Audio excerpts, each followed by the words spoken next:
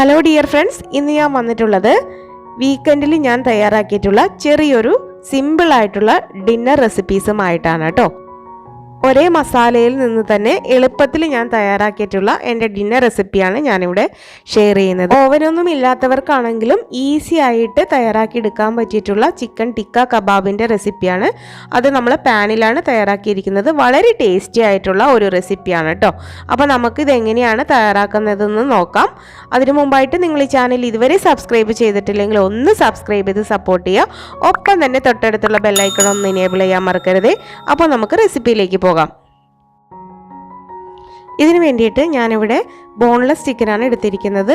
600 gram boneless chicken ചെറുതായിട്ട് cubes ആയിട്ട് ഞാൻ നുറുക്കിയെടുത്തിട്ടുണ്ട്. നന്നായിട്ട് വാഷ് ചെയ്തതിന് ശേഷം ഒരു ബൗളിലേക്ക് ഇട്ട് കൊടുക്കാം. ഇതിലേക്ക് 1 table spoon ginger garlic paste ഇട്ട് കൊടുക്കാം. അതുപോലെ ഒരു 1/2 ടീസ്പൂൺ ക്യുമിൻ പൗഡറാണ്, നമ്മുടെ ജീരകം പൊടിച്ചതാണ്, ചെറിയ ജീരകം പൊടിച്ചിട്ട് ചേർത്ത് കൊടുക്കാം.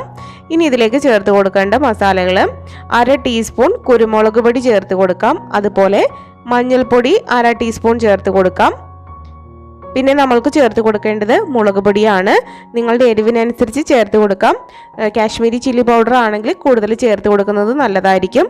അപ്പോൾ ഒരു 2.5 ടീസ്പൂൺ കാശ്മീരി ചില്ലി പൗഡർ ചേർത്ത് കൊടുത്താൽ കൂടുതൽ കളർ നമുക്ക് കിട്ടും കബാബിന്. പിന്നെ നമുക്കിതിലേക്ക് മസാലപ്പൊടി ചേർത്ത് കൊടുക്കാം. 1 ടീസ്പൂൺ മസാലപ്പൊടിയും കൂടെ ചേർത്ത് കൊടുക്കുന്നുണ്ട്. ചിക്കൻ മസാലയോ ഗരം മസാലയോ ചേർത്ത് കൊടുക്കാവുന്നതാണ്. ഞാൻ തന്നെ തയ്യാറാക്കിയിട്ടുള്ള മസാലയാണ് ഇത്. നിങ്ങൾ കണ്ടിട്ടില്ലെങ്കിൽ ഞാൻ വീഡിയോയിൽ ഷെയർ ചെയ്തിട്ടുണ്ട്. ഒപ്പം തന്നെ ഞാൻ ഡിസ്ക്രിപ്ഷൻ ബോക്സിൽ അതിൻ്റെ ലിങ്ക് കൊടുത്തേക്കാം. ഇനി ആവശ്യത്തിനുള്ള ഉപ്പും കൂടി ഇട്ട് കൊടുക്കാം. ശേഷം നല്ലതുപോലെ ഒന്ന് മിക്സ് ചെയ്തെടുക്കാം. അതിന് മുമ്പായിട്ട് നമുക്ക് ക്യാപ്സിക്കവും സവാളയും ചേർത്ത് കൊടുക്കണം. ഒരു വലിയ ക്യാപ്സിക്കത്തിൻ്റെ ഒരു 1/2 പോർഷൻ ഇതുപോലെ ക്യൂബ്സ് ആയിട്ട് കട്ട് ചെയ്തെടുത്തിട്ടുണ്ട്. അതുപോലെ തന്നെ സവാളയാണെങ്കിൽ ഒരു വലിയ സവാളയുടെ കുറച്ച് ഭാഗങ്ങൾ ഇതുപോലെ ക്യൂബ്സ് ആയിട്ട് കട്ട് ചെയ്തെടുത്തിട്ടുണ്ട്. ശേഷം ഇത് നമുക്ക് നല്ലതുപോലെ ഒന്ന് മിക്സ് ചെയ്തെടുക്കണം. ഇതിലേക്ക് നമുക്കിനി 2.5 ടേബിൾ സ്പൂൺ തൈര് ചേർത്ത് കൊടുക്കാം. അധികം പുളിയില്ലാത്ത തൈര് ചേർത്ത് കൊടുക്കാം. പുളിയുള്ള തൈരാണെങ്കിൽ 1 ടേബിൾ സ്പൂൺ ചേർത്ത് കൊടുത്താൽ മതി. ശേഷം നല്ലതുപോലെ ഒന്ന് നമുക്ക് മിക്സ് ചെയ്തെടുക്കണം. ഒരു 5 മിനിറ്റ് നല്ലതുപോലെ നമുക്കിത് മിക്സ് ചെയ്തെടുക്കാം. ഇനി നമുക്കിത് 1 മണിക്കൂറെങ്കിലും ഫ്രിഡ്ജിൽ റെസ്റ്റ് ചെയ്യാൻ വേണ്ടിയിട്ടൊന്ന് മാറ്റി വയ്ക്കാം. എന്നാലേ ഈ മസാലകളൊക്കെ ഇതിൽ നന്നായിട്ട് പിടിച്ചു വരുള്ളൂ.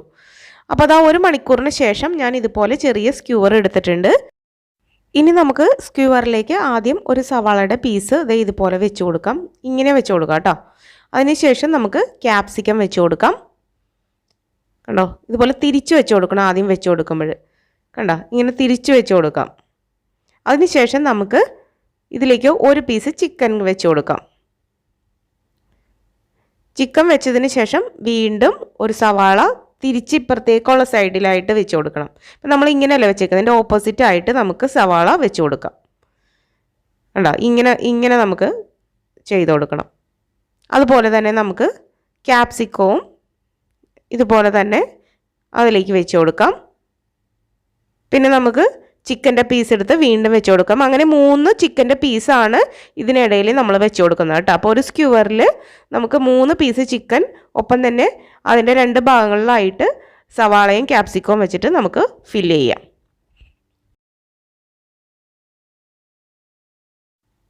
ഇതിപ്പോൾ ഒരെണ്ണം ഇവിടെ റെഡിയാക്കി എടുത്തിട്ടുണ്ട്.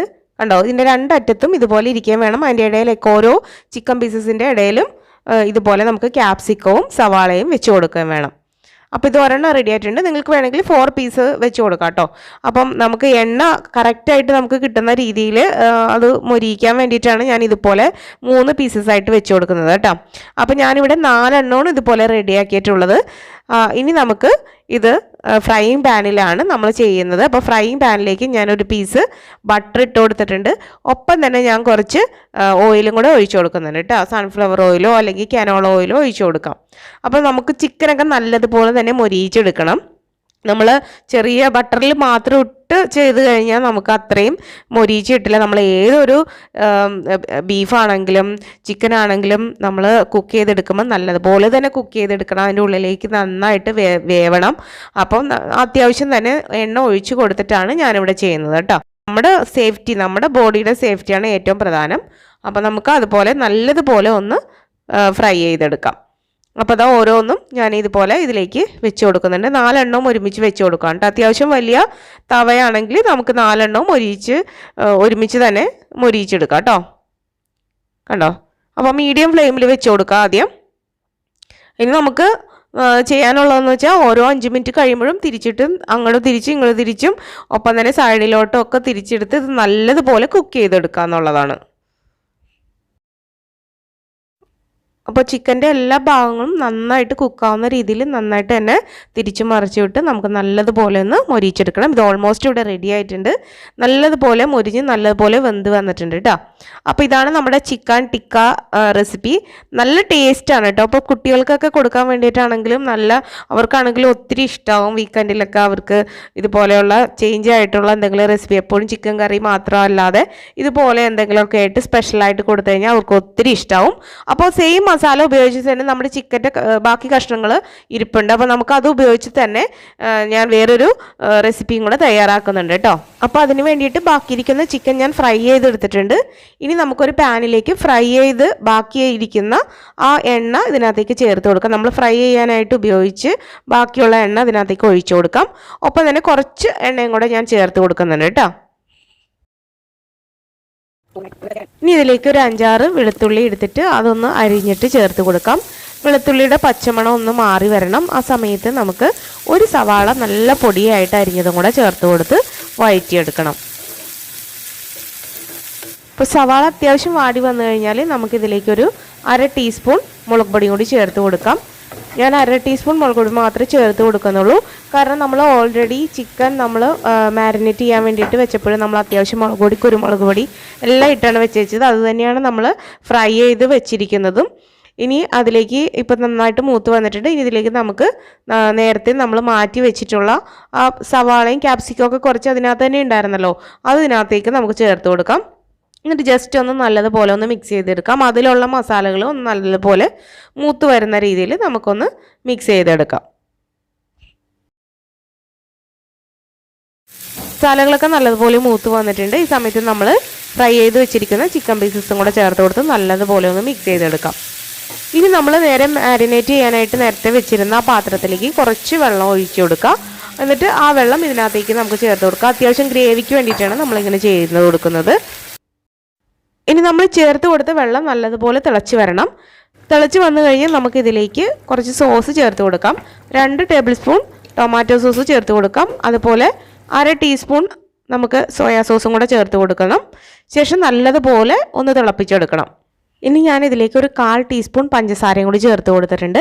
അതുകൊണ്ട് ചേർത്ത് നല്ലതുപോലെ ഒന്ന് ഇളക്കി യോജിപ്പിച്ച് കഴിഞ്ഞാൽ നമ്മുടെ അടിപൊളിയായിട്ടുള്ള ചില്ലി ചിക്കനും ഇവിടെ റെഡി ആയിട്ടുണ്ട്. ചില്ലി ചിക്കൻ ഗ്രേവിയാണ്. അപ്പോൾ നല്ല ടേസ്റ്റ് ആയിട്ടുള്ള ഒരു കറിയാണ് കേട്ടോ. അപ്പോൾ ഇതുപോലെ ചെറിയ ട്രിക്കിലൂടെയൊക്കെ നമുക്ക് 2 തരത്തിലുള്ള റെസിപ്പികൾ നമുക്ക് കിട്ടിയില്ലേ. അപ്പോൾ ഞങ്ങളിവിടെ ഇന്ന് പൊറോട്ടയുടെ കൂടെയാണ് ഇത് തയ്യാറാക്കിയിരിക്കുന്നത്. ഒപ്പം തന്നെ ഞാൻ ചെറിയൊരു ബീഫ് കറിയും കൂടെ വെച്ചിട്ടുണ്ടായിരുന്നു. ആ ബീഫ് കറിയുടെ റെസിപ്പി ഞാനിവിടെ കാണിക്കുന്നില്ല, ഓൾറെഡി നമ്മൾ വീഡിയോയിൽ പോസ്റ്റ് ചെയ്തിട്ടുള്ളതാണ്. അപ്പോൾ അതേ റെസിപ്പി തന്നെയാണ് ഉണ്ടാക്കിയിരിക്കുന്നത്. അപ്പോൾ ഇതാണ് നമ്മുടെ വീക്കെൻഡിലെ സിമ്പിളായിട്ടുള്ള ഒരു ഡിന്നർ റെസിപ്പി എന്ന് പറയുന്നത്. ചില്ലി ചിക്കൻ ഗ്രേവിയും അതുപോലെ ചിക്കൻ കബാബും ബീഫ് കറിയും പൊറോട്ടയും. അപ്പോൾ ഇതുപോലെയുള്ള വീഡിയോകൾക്കായിട്ട് നിങ്ങൾ ഈ ചാനലൊന്ന് സബ്സ്ക്രൈബ് ചെയ്ത് സപ്പോർട്ട് ചെയ്യാം. അപ്പോൾ നമുക്ക് പുതിയൊരു വീഡിയോയുമായിട്ട് പുതിയൊരു എപ്പിസോഡിൽ വീണ്ടും നമുക്ക് കണ്ടുമുട്ടാം. Okay, thank you, by.